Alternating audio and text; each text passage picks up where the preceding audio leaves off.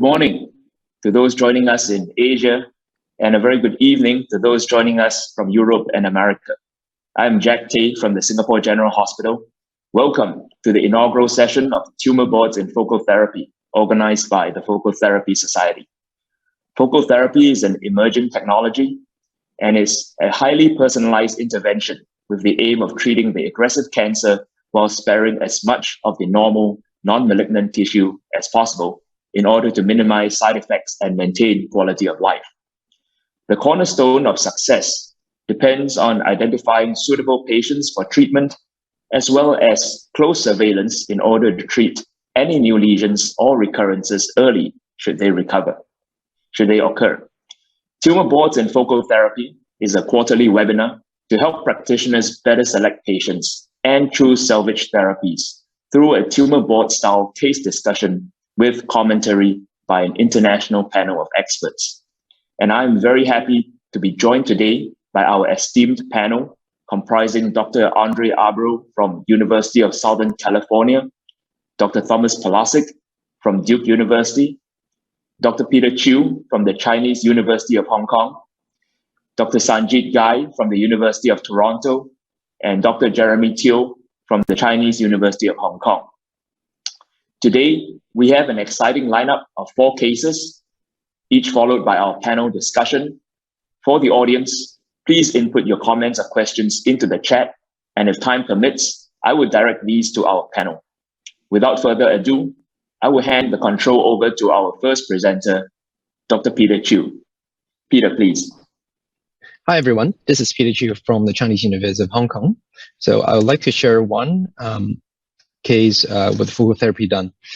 This is a 66-year-old man with good past health, sexually active, with very good performance status, with an elevated PSA on a PSA screening of 6.3, and a subsequent MRI prostate showing a 39 prostate with a Peyronie's 4 lesion on the left side of the peripheral zone, more lateral, slightly mid-gland anterior of the peripheral zone, which was only 5 millimeters, considered Peyronie's 4 on a multiparametric MRI. This is to show the distance from the rectum to the upper edge of the lesion, which is around 2.7 centimeter, which is well beyond within the reach of a HIFU treatment. And there is another patch of a Peyronie's 2 lesion at the right peripheral zone near the base. And we did an MRI ultrasound fusion biopsy as usual. So a targeted biopsy followed by some systematic biopsies done transperineally. And so you can see, And each targeted biopsy and each systematic core were separately reported in the pathology report. And it turned out that the targeted biopsy over the left Peyronie's 4 lesion show pure Gleason 4 pattern cancer in the 5 millimeter region. The Peyronie's 2 lesion, as described in the MRI, showed benign lesions. And there's one incidental like Gleason 6 cancer over the right mid region in the middle of the gland, involving only 1 to 2 millimeters of the core. Because of the 4+4 lesion on the left side, PET-CT with the PSMA radiotrace was done, and somehow the PSMA avid lesion corresponded perfectly to the MRI lesion, and also there was no extraprostatic disease. So some discussions were held with the patient, and eventually he chose to have focal therapy in the form of HIFU.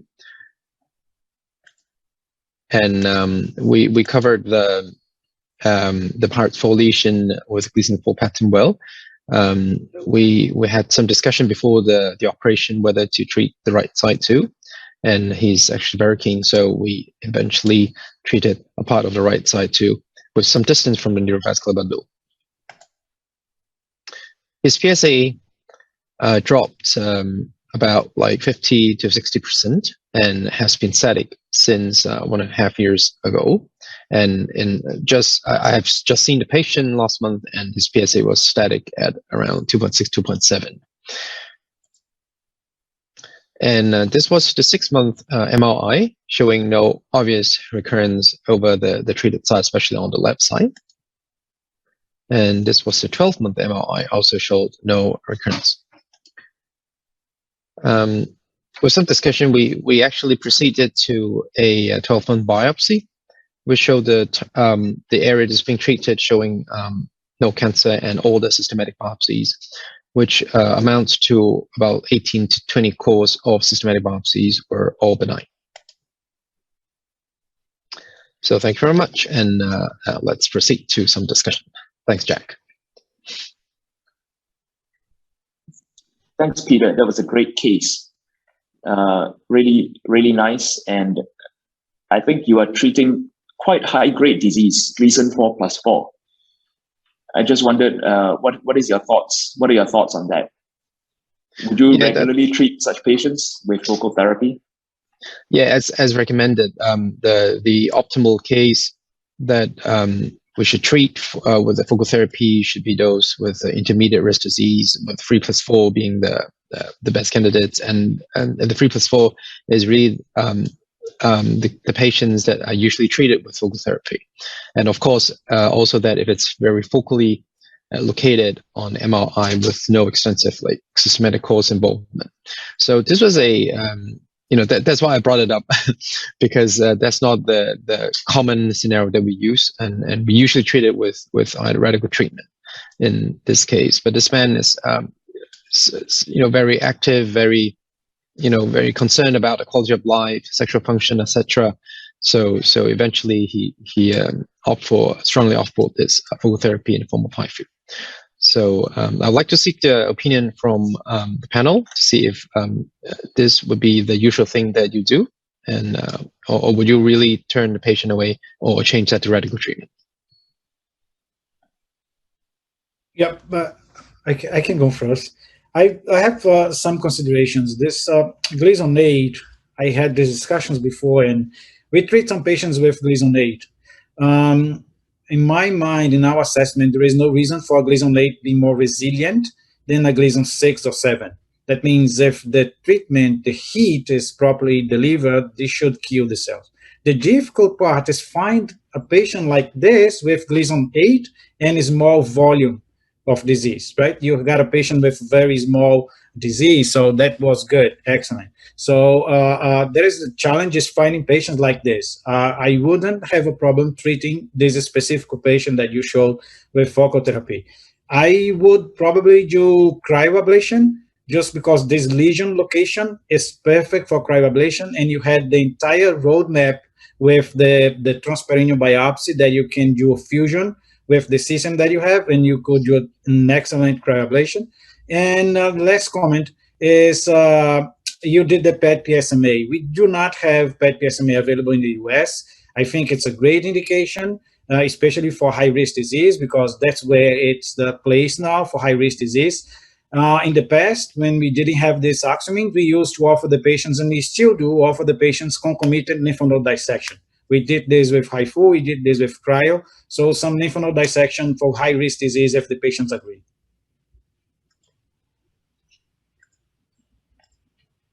I would add that, right now, the main indication for focal, as you mentioned, is intermediate risk. But if you find a candidate who has very localized, tight, high-grade disease, this one is away from the capsule. You took some samples around it. Those samples were otherwise negative. So oftentimes the patients, they choose their own treatment. So I think if this gentleman wanted it, I would tell him that, the standard is radical treatment, but, it may be reasonable. Sometimes the higher grade tumors are more unpredictable for recurrence. I think as long as he knows that, I think it's very reasonable. Actually echo with Andre's comment as well, because, high-grade disease, usually we offer standard treatment, but I guess the key is having a very good assessment on the tumor volume. And Peter did a great job in, having a good biopsy template, really recording every core.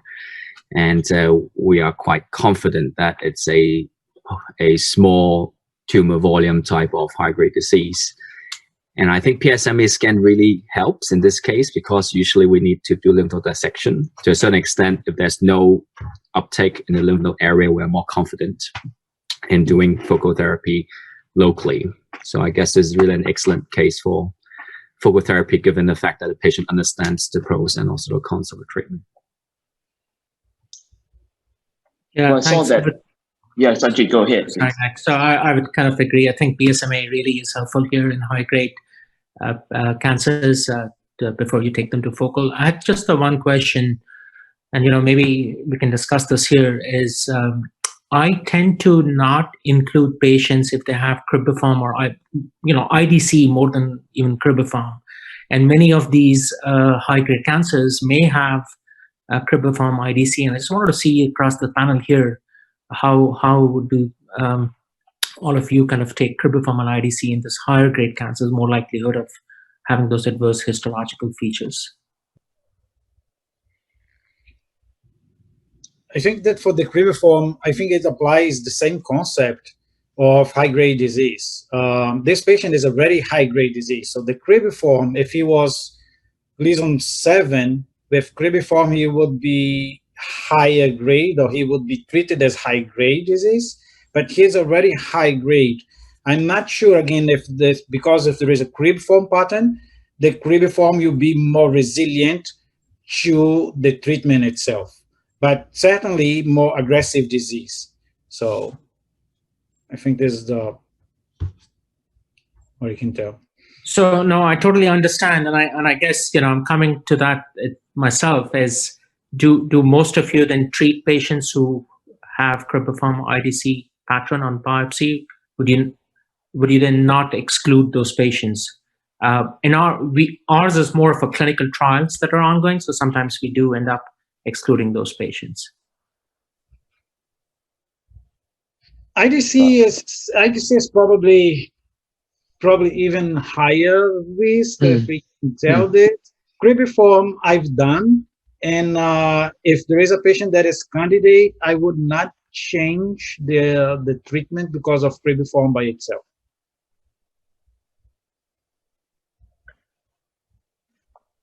Yeah, I think in general, I have excluded cribriform and IDC patients. It's an additional kind of risk, but if it was really in a suitable location and completely ablatable, I don't see why we couldn't do it. I think there isn't enough data, but we should probably try to find out how many of these, whether IDC or cribriform, does it promote multifocal cancer, multifocal recurrences? I mean, that would be one point to go against focal therapy for these patients, but I don't think we have enough data for that. Correct, I agree. Yeah. Just a plug for doing this under the auspices of either a registry or a clinical trial, as it's important to gauge the outcomes.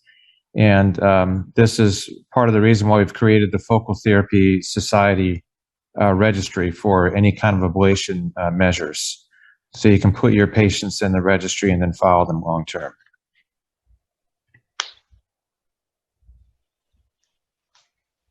I saw the lesion was about 2.7 cm away from the rectum. I think I don't do as much HIFU, but for the rest of you guys who are doing HIFU, would this concern you, or it's fine?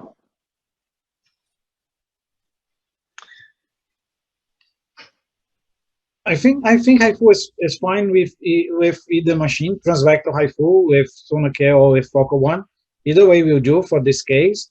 I just say that for this case is just so perfect for cryoablation because it's away from the urethra. These cancers, small cancers, 9 o'clock or 11 or 9 or 3 o'clock, as this one is, you can create a huge icy ball around it, still away from the rectum. The case goes nice and easy.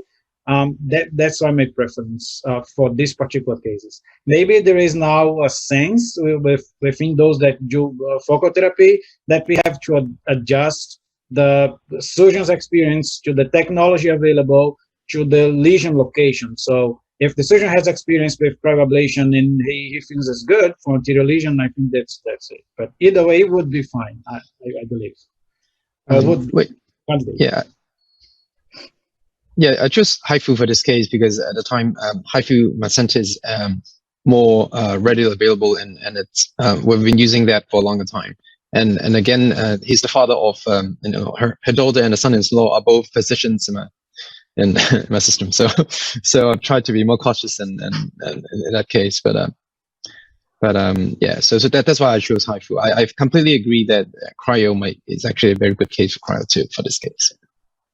I just want to add, because this case it's a high-grade tumor, and we probably want to be more liberal in delivering the treatment, especially anteriorly. Although it's 2.7 cm away from rectum, we want to go beyond that probably. So I agree, cryotherapy it's probably the best choice in this case.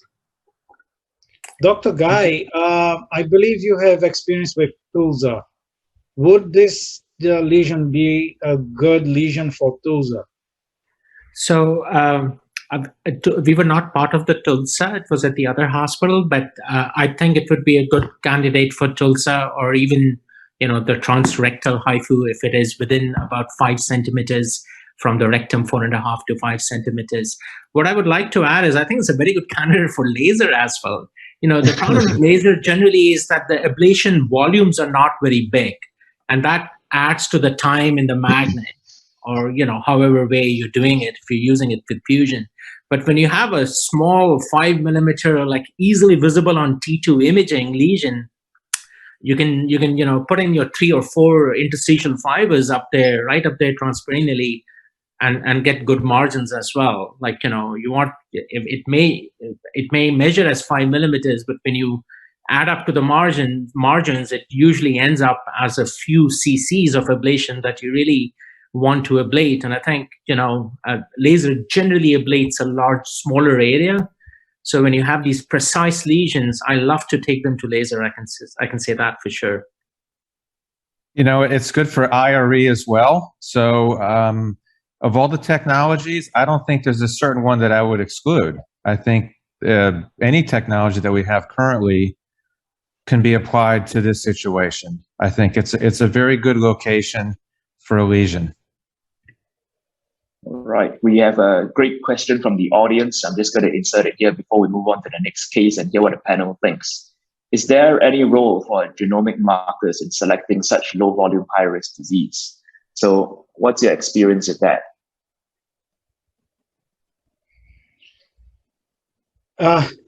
I think that the MRI itself is a good marker.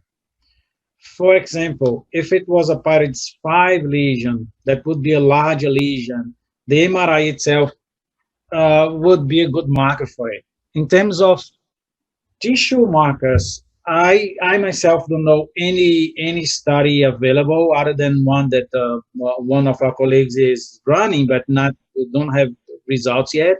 But all the tissue markers that are there, they are more for intermediate risk disease that you can assess if this patient has a higher risk or lower risk. But this patient is already high risk, so I'm not sure that would add much than a very careful assessment that Dr. Chiu did from the very beginning with PSMA, several biopsies, MRI, and everything.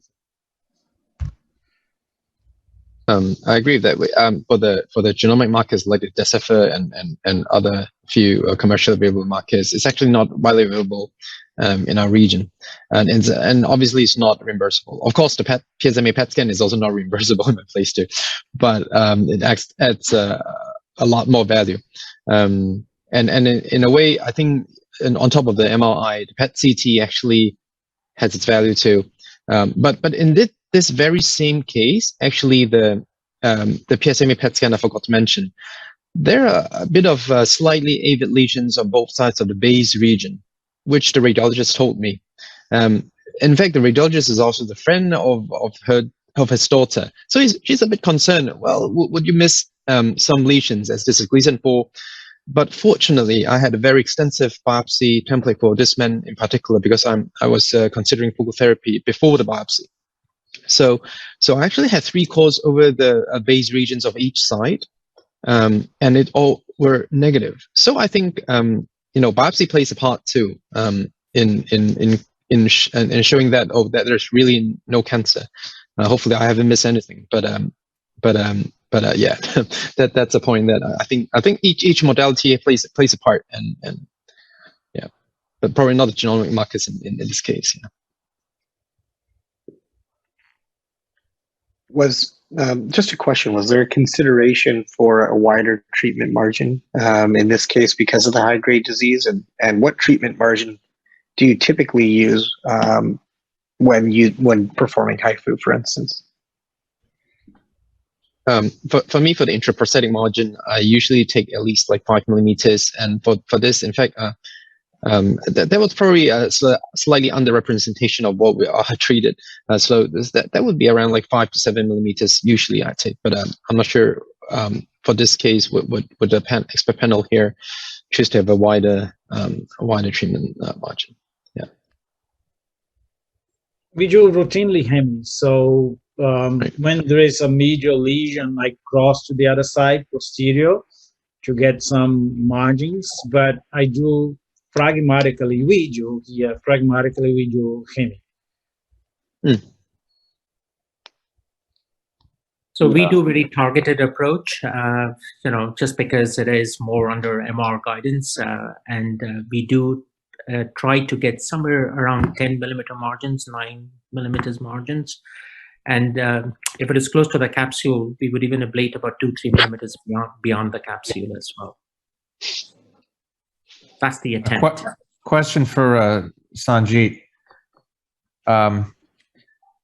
Do you know of many places that have MRI, PET scans? Because if they did, you could use that as a fusion product, right? So you'd have MRI, truss fusion, and then you'd have as a tag along the PET. I guess with a CT with PET, you can't really use that, right, for these fusion technologies. Yeah, so that's a very good point that you bring up, Tom. We actually did a study at our site of 57 patients to see if, so the MR and the PSMA MRI were read independently. And then we targeted every site that was questioned on the PSMA PET because we could use a PSMA MRI for fusion, as well as the MR sites. And we did find that in a few patients, the eligibility for focal therapy changed because there was something which was being picked up on MR, especially in the transition zone, I would say, which was not being called prospectively on the MR. And it did change the eligibility. So there are not many sites who do this. And this was, of course, we were using PSMA PET MR only for intermediate risk because we treat predominantly or almost all 3+4 or 4+3. So there was a cost attached to it, and you're not reimbursed when you start doing PSMA PET MRIs for intermediate risk prostate cancers.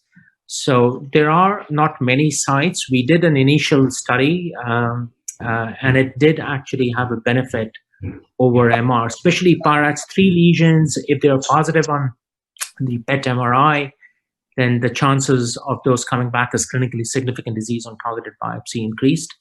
And there were a few transition zone lesions on the contralateral side, which were also identified.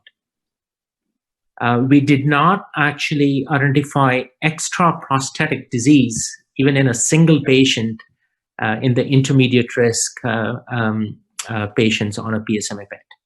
So that was something else to add to it. Okay, so these are great points, and I'm mindful of the time. I think let's move on to our next case for discussion. Next presenter is Dr. Ro Arcott from Duke University. Ro, please take it away. Thank you very much. Thank you for your attention, Dr. Tay. Thank you for putting this together.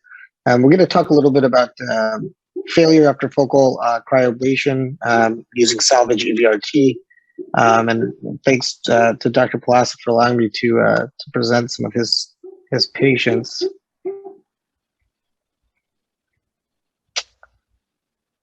So our patient came to Duke University Health for a second opinion. He was a young, healthy male.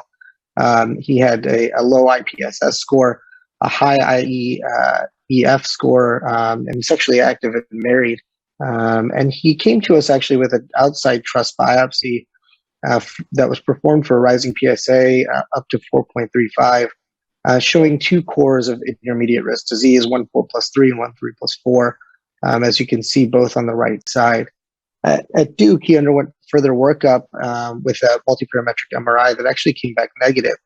However, he did have a 3D template mapping transperineal biopsy using the modified Barzell technique, showing a lesion with both 3+4 in the right proximal anterior apex, and then 3+4 in the right distal anterior base. As a result, he was counseled about his treatment options, and obviously he decided to undergo focal therapy, which is why we're presenting him today. This was performed approximately 1 month after his biopsy. He underwent hemigland cryoablation of the right side with a left nerve spare. The standard 2 freeze thaw cycles were performed. The volume by truss was 14.5 cc's, and 3 probes were used. His post-op course was complicated by some urinary tension that resolved with a Foley catheter. In follow-up, he had good functional outcomes with minimal changes in IEF that actually stabilized at 15. Oncologic outcomes, his PSA actually dropped in the 6-month period by about 50%, but then it slowly began to rise. And as a result, at 12 months, due to rising PSA, he underwent a multiparametric MRI, which actually showed a new lesion on T2 imaging on the left side of the gland. This was consistent with the restricted water diffusion on the DWI image, and a high signal ratio on the high B value image sequence, as well as abnormal perfusion kinetics on the dynamic contrast enhancing sequence, as you can see here. So there was concern for new recurrence or persistent disease on the left side. So he underwent a truss fusion guided biopsy with targeted and systematic cores. Targeted biopsy of the lesion on the left did not actually reveal any prostate cancer. However, systematic biopsy found a core of 4+3 cancer at the left middle base, one of 12 millimeters, and then 1 core at the right middle base of 3+4 cancer, 7 of 16 millimeters. So he had persistent disease on the right following hemigland ablation, and de novo disease on the left in the middle base, compromising just 1 millimeter. So the question is, how do we manage these salvage cases, or these failures rather? Is this a candidate for repeat focal ablation, considering there was persistent disease on the right side and just a small volume of disease on the left side? Is he not a candidate for repeat focal ablation because the lesions were not imageable by MRI? Would a different energy source be of any benefit here? Should he have whole gland ablation? Should he undergo radical prostatectomy, or is radiation, the best treatment option here? Ultimately, this patient elected to undergo salvage EBRT, and presently his PSA and follow-up at 3 years is undetectable, and he has relatively fair functional outcomes with his IPSS and IIEF scores. So I leave it up to the discussion, but the question is how best to manage patients with failures like this. I think this is a very interesting case because we are looking at a bilateral recurrence. So based on the definitions that you, Tay, and Thomas did years ago, this is purely a definition of a patient that will need further treatment. The discussion is being bilateral, and should we go for another option of focal therapy, perhaps cryotherapy again? That's one question that I think Thomas could eventually answer. I think that perhaps just surgery could have been an option, but definitely the impact in quality of life is a little bit more important. Radiotherapy went very well. We just saw the results, and I guess that the option of radiotherapy is quite logical coming out of focal therapy, just to avoid the radicality of the surgical approach. I would have thought maybe of for proposing another kind of focal therapy, probably a second round of cryo. Could that be possible?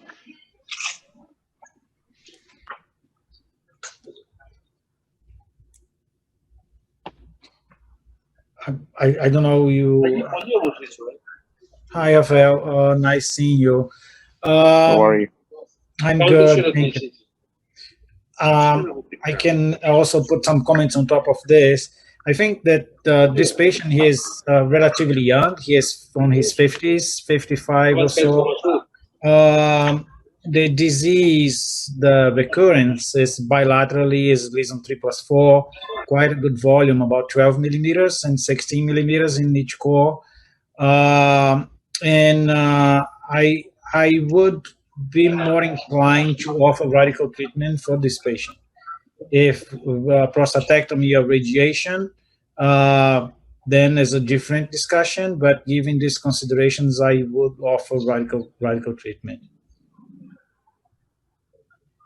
Yeah, I agree as well. I think in this case, because initially it's a right side tumor, but then it becomes a bilateral disease, and to add, it's MRI negative. And so, you know, even if you do repeated focal treatment, you still need to have a good surveillance in terms of template biopsy, which can be, you know, prone to error as well.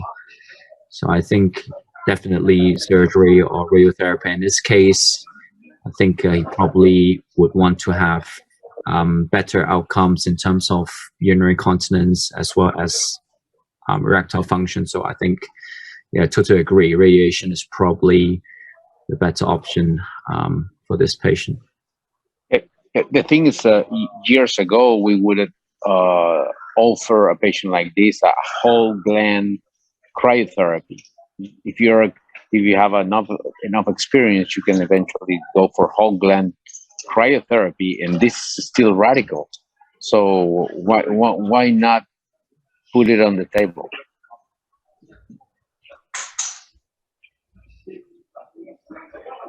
Come on, Tom, you're the most experienced guy on this. Give us a hint. Yeah, so these are the considerations I made. There are a few other considerations. This PSA didn't drop significantly. It dropped about 50%. We would expect more. That's compatible with the recurrence. Not only this, the PSA was rising very rapidly. Again, and for a young patient like this, I would be more inclined for radical treatment. Cryoablation, whole gland cryoablation, if you do for this patient, is possible, it's feasible. He will certainly be important. Whole gland cryoablation would give importancy in our series is about 90% chance. And I still, I guess that when you have a recurrence like this,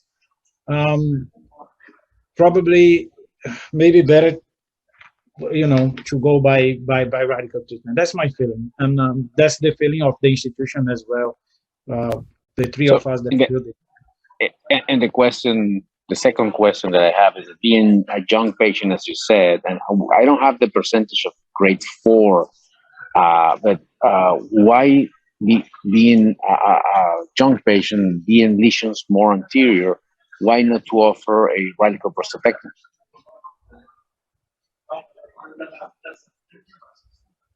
That's a really good point, Rafael.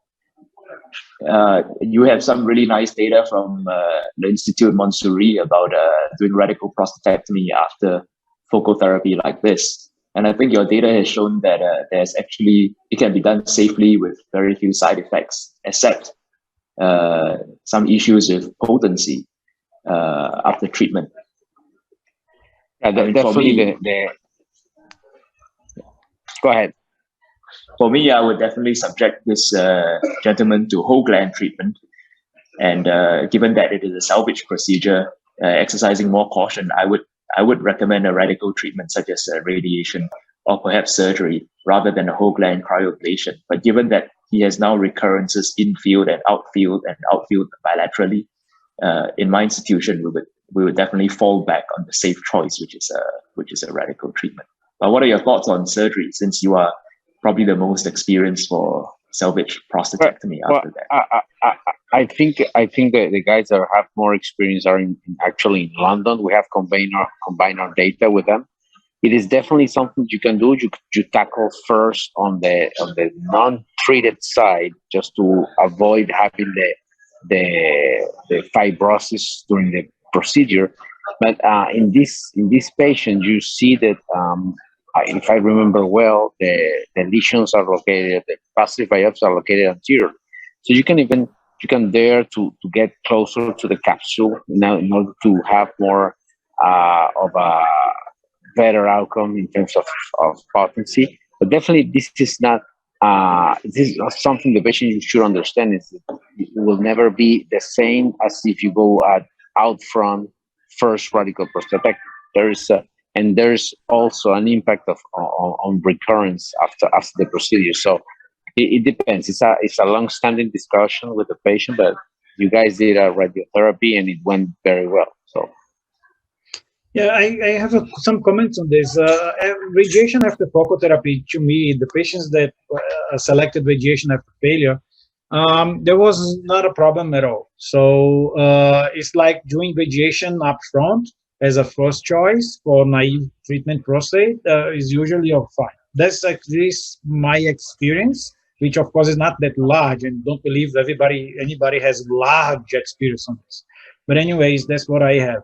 In terms of surgery, I agree with Rafael. If you go to the untreated side first, you have the plane.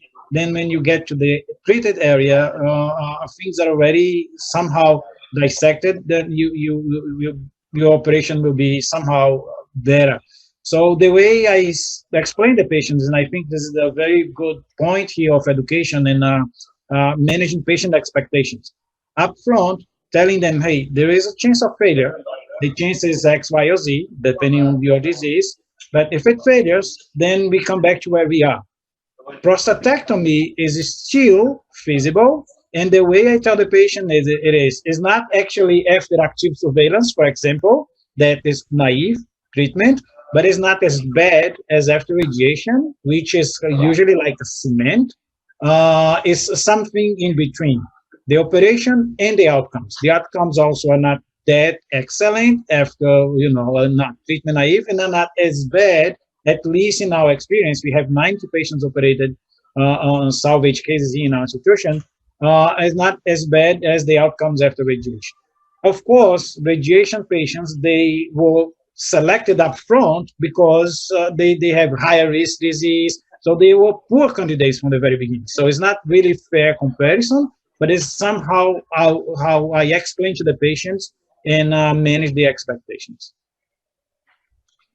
One of the reasons I brought this case up is because it illustrated both an infield failure and an out-of-field failure. So clearly the infield failure is the biopsy positive target that recurred. That's a recurrence. But the out-of-field failure is detecting a de novo tumor. And, we know that prostate cancer is multifocal. And basically, this comes down to being a selection failure. So had we known, if we had 20/20 hindsight, we probably wouldn't have offered him focal. But the point that I brought this case up is because, in my experience, we have a cohort of men who've undergone these really big biopsies, the template mapping biopsies.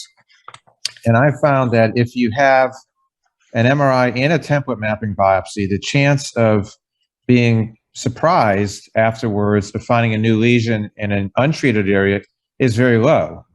Of course, with a standard 12-core biopsy, it won't be so much of a surprise to find an out-of-field failure, because you're not taking that many cores. But what was surprising to me is that this was a very dense Barzell-type biopsy, and that we also had a clinically significant tumor out of field. I think, Dr. Polascik, that definitely pushed you towards radical treatment with radiation as the fallback. You've already gone to town and done such a big biopsy, and yet there are still outfield recurrences in multiple locations. It probably tells something about the biology of the disease of this patient. Okay, that's a great discussion, and I'm mindful of the time, but this case really segues really nicely into our next case, which is going to be presented by Dr. Andre Abreau, another case of how he has dealt with salvage treatment after focal therapy. Andre, please. Thank you so much, Jack and Focal Therapy Society, for invitation and for doing this. I hope that we take this as an educational, since we are showing our failures, which hurts, but education, learning from others is a good way. You can't pass my slides. Yeah. Okay, so this is a 78-year-old male with intermediate risk prostate cancer. He had good potency. His IPSS was high, was moderate to severe, 22. His PSA was 11. Was questionable if he was on finasteride or not, because he was taking finasteride for long, but when he did PSA, he had stopped, so it's questionable. Digital rectal examination showed a node in the right mid to base as a clinical T2B disease.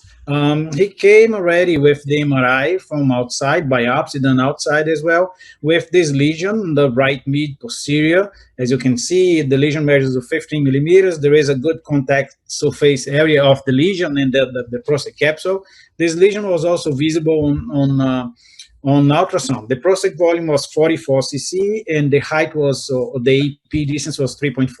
The biopsy of that area showed Gleason 7, 3+4, 80% of the core, with Gleason 4 about 10%, with a cribriform pattern identified. These were reviewed at our institution, and there was a small lesion or a small core of Gleason 6 in the contralateral lobe.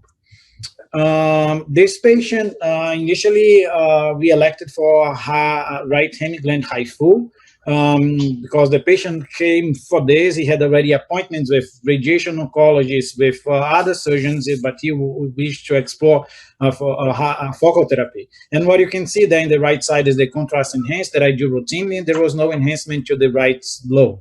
His PSA in 3 months was 1.6. That was 86% reduction, was a great response. He was potent. IPSS was about the same, but he was continent and he had ejaculations, but he was complaining about some urgency to urinate.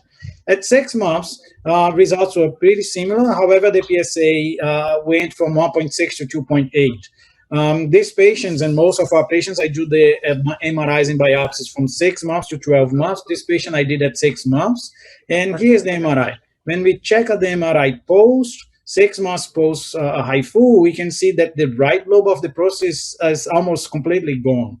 There was no concern for local recurrence where the cancer was from the radiologist. The prostate size decreased by half. However, there was one anterior lesion that when I look retrospectively, this lesion was probably there already. It didn't capture my attention. I don't know if this lesion was indeed the cancer, but it was probably was there already. So I took this patient for biopsy. I did a transperineal biopsy and took 4 cores throughout the lesion and several cores within the treated area. You can see even towards to the neurovascular bundle and posterior and around the area. And it showed for the target, anterior target, it showed again Gleason 7, 3+4. Now it's 3 millimeters. There is no cribriform pattern. The Gleason 4 is 20%, and all other cores were benign, including from the bundles and the surrounding from the area. I did a PET oxymine on this patient. That's what I have available. I don't have PET PSMA, and the PET oxymine did not show any metastatic disease, just concern for prostate cancer within the prostate. So with this, I would ask you, what would you do? Would you put this patient on surveillance? Would you repeat focal therapy, whole gland, prostatectomy, radiation? Would you do systemic therapy? Would love to hear from you.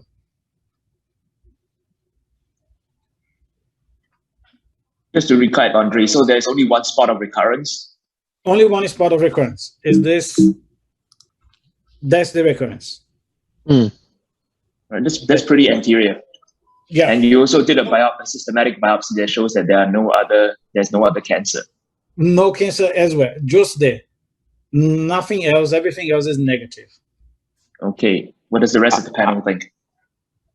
My question would be regarding the first treatment, because when you look back, I would like to ask Andre, would you still do a cribriform pattern for focal therapy? Would you indicate focal therapy for this kind of patient, especially having bilateral disease, even if it's a 3+3 on the other side?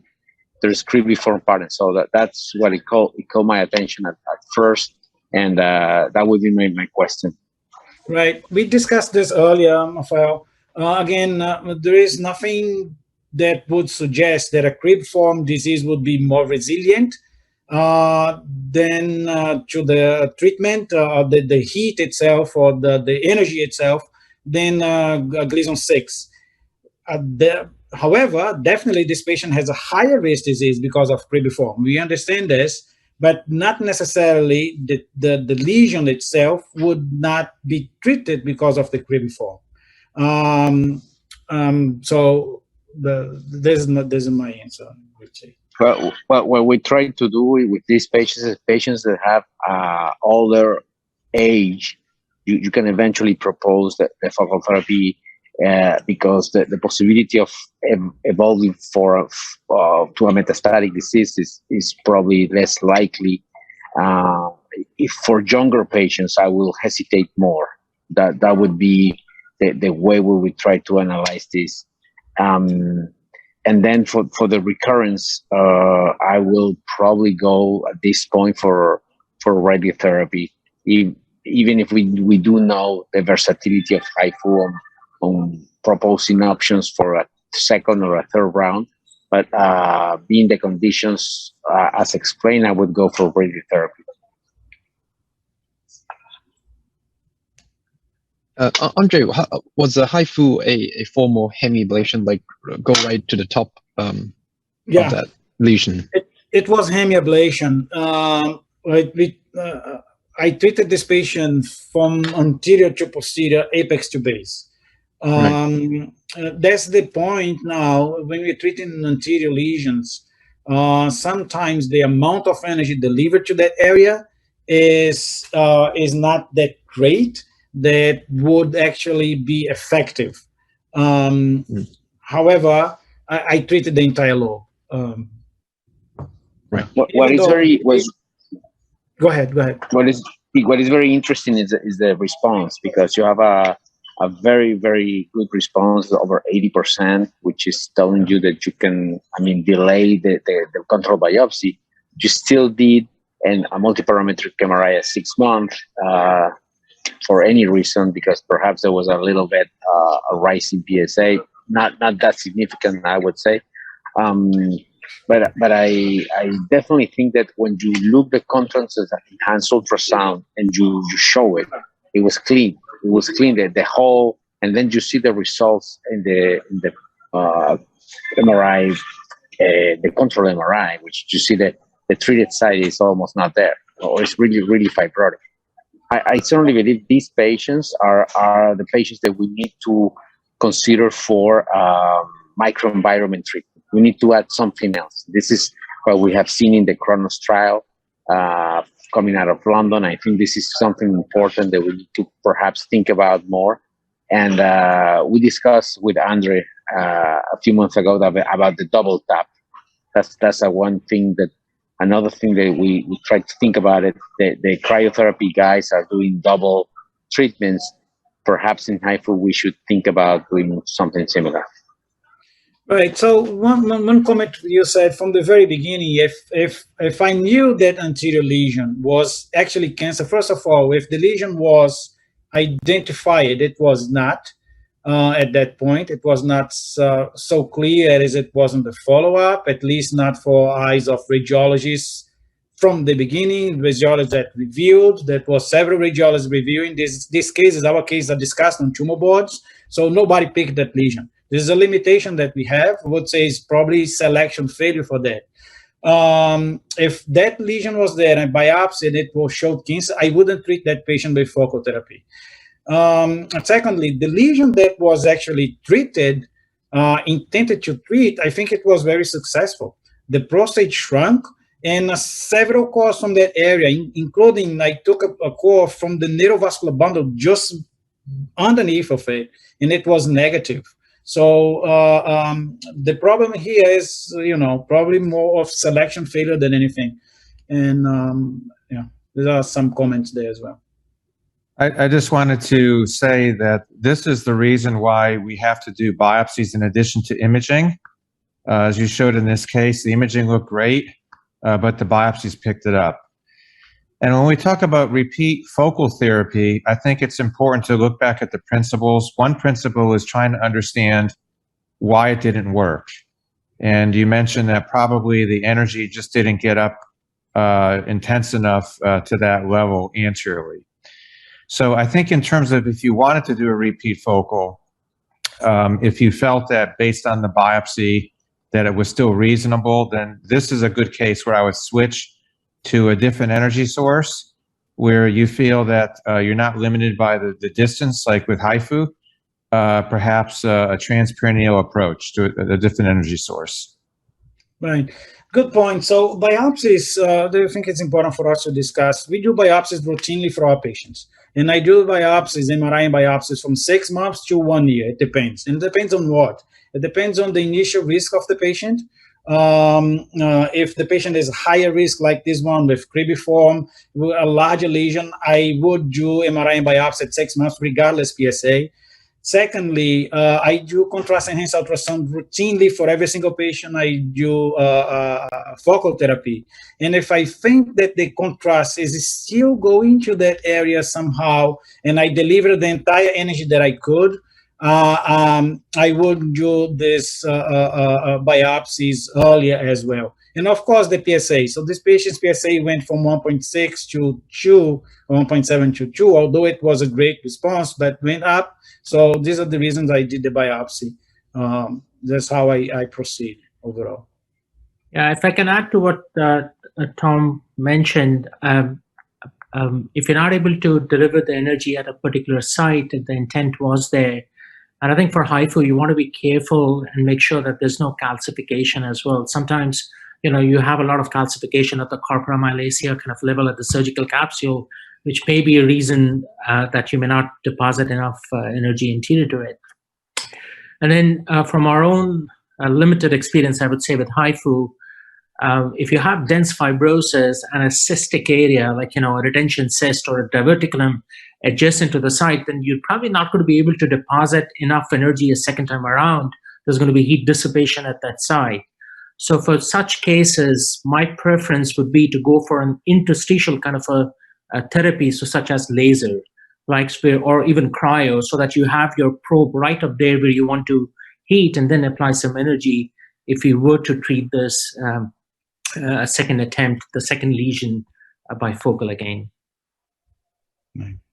Just to be controversial here, would anybody consider doing a partial prostatectomy because of the anterior lesion recurrence? No. Or is that even? Not me. Maybe if Dr. Arnold Villiers was here, we would have a different opinion. Yeah. We might invite him to the next panel. Yeah. So I'm mindful of the time, and Andre, you have a second section to your case. Yeah. Shall we go back to your slides? Yeah, if you can show this slide. So to explore a focal therapy again, he did not want to do surgery. And as you know, here we are very heavy saying like this department for surgery, for robotic prostatectomies or salvage. I can't press my slides. Yeah, now it's gone. The patient did not want to undergo radiation therapy again. He had a young wife, and he did not want to take a chance of impotency.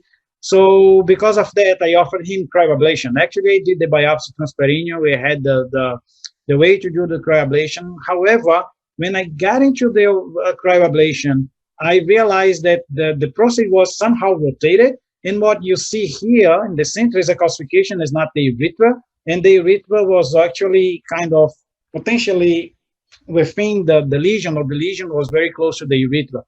And I found a situation that if I put a warming catheter, now I'm warming from one side and I'm freezing from the other side.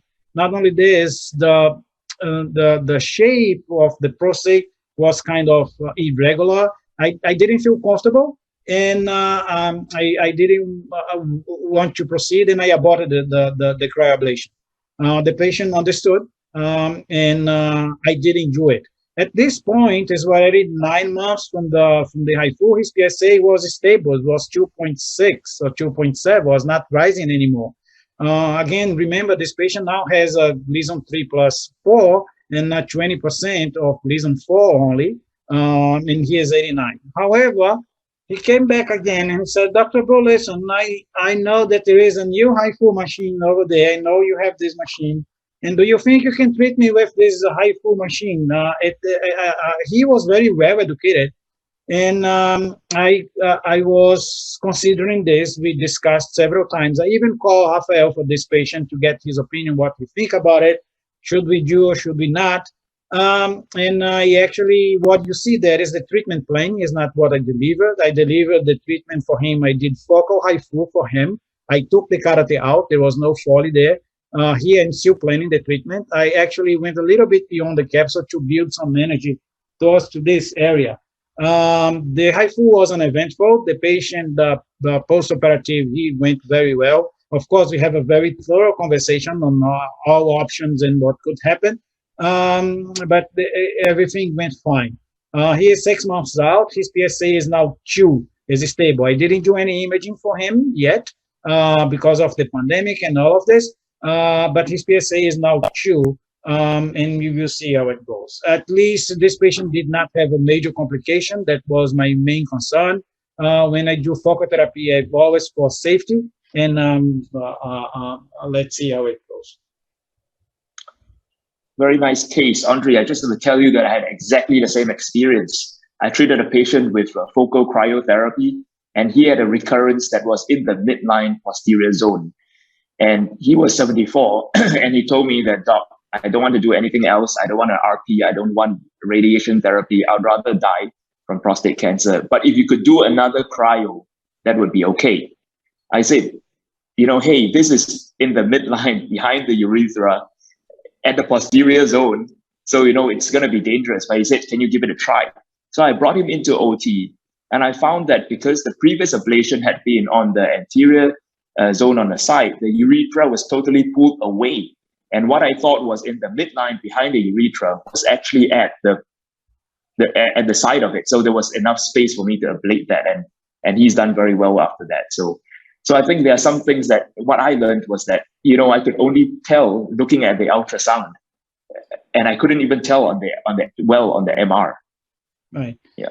I just want to brief, I know we are finishing up. I just want to say, when I do focal therapy, and when we do focal therapy, our philosophy here is safety, safety, safety, safety. Safety first. If you end up with a major complication after focal therapy, then you're probably not doing that well. But as we discussed, salvage with several other options are available, and usually the patients do well. So when I was delivering the HIFU, that's why I didn't deliver the cryo. I didn't think it was, I was not comfortable. But with the HIFU was flowing well. So the patient is safe, and let's see.